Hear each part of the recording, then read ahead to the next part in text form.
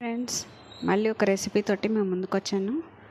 దీన్ని ఆకాకరకాయ అంటారు, ఇక్కడ తెలంగాణలో బోడకాకరకాయ అంటారు. దీన్ని ఫ్రై చేస్తున్నాను. దీనికి కావాల్సింది 1/2 కిలో ఆకాకరకాయలు, పసుపు, ఉప్పు, కారం, ప్లస్ ఇందులోనే కొంచెం జీలకర్ర పౌడర్ వేసుకున్నాను. ఇప్పుడు ఒక కడాయి పెట్టుకున్నాను. కడాయిలో ఒక 2 స్పూన్స్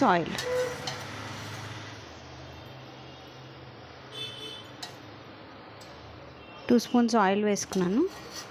ఇప్పుడు ఈ ఆయిల్ వేడి కాగానే మనం ఈ బోడకాకరకాయ ముక్కలు ఇందులో వేసేసుకోవాలి. అదే ఆ కాకరకాయ ముక్కలు ఇందులో వేసేసుకొని కలుపుకోవాలి.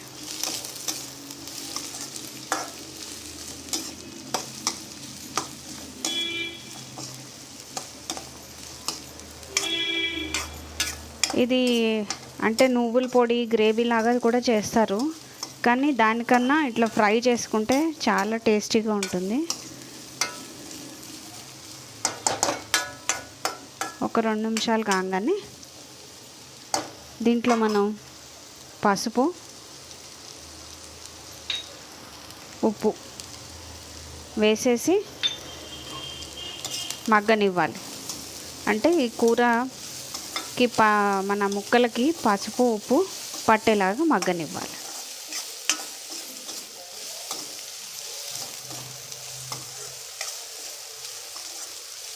ఇప్పుడు ఇలా వేసేసుకొని కలుపుకున్న తర్వాత స్టవ్ సిమ్లో పెట్టుకొని మూత పెట్టుకొని మగ్గనివ్వాలి. సో మధ్యలో ఒకసారి మూత తీసుకుని కలుపుకోవాలి.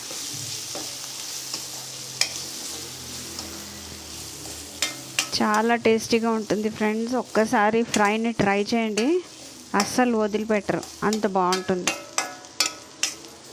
బోడకాకరకాయ హవెవర్ తొందరగా మగ్గిపోతుంది. చూడండి, అప్పుడే చూడండి ముక్క ఉడికిపోయింది. అదిగో చూసారా, ఈజీగా ఉడికిపోతుంది ముక్క. ఇంకొక 5 నిమిషాలు 10 నిమిషాలు అట్లా ఉంచుదాం. ఇప్పుడు మూత పెట్టక్కర్లేదు, మూత పెట్టకుండానే ఫ్రై చేసుకోవాలి.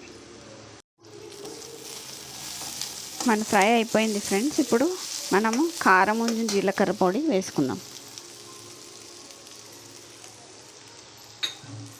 కారము, జీలకర్ర పొడి వేసుకుంటే ఫ్రైస్లోకి చాలా బాగుంటుంది. ఒకసారి మీరు కూడా ట్రై చేయండి. జీలకర్ర పొడి వేసుకొని ఫ్రైలో చాలా టేస్టీగా ఉంటుంది. సో మన కాకరకాయ ఫ్రై రెడీ. వేడివేడి అన్నంలో కొంచెం నెయ్యి కానీ నూనె కానీ వేసుకొని తింటే చాలా బాగుంటుంది. సో చూసారు కదా ఫ్రెండ్స్, కాకరకాయ ఫ్రై ఎంతో సింపుల్గా చేసేసుకోవచ్చో. నా ఛానల్ని లైక్ చేయండి, షేర్ చేయండి, సబ్స్క్రైబ్ చేయండి. Thank you.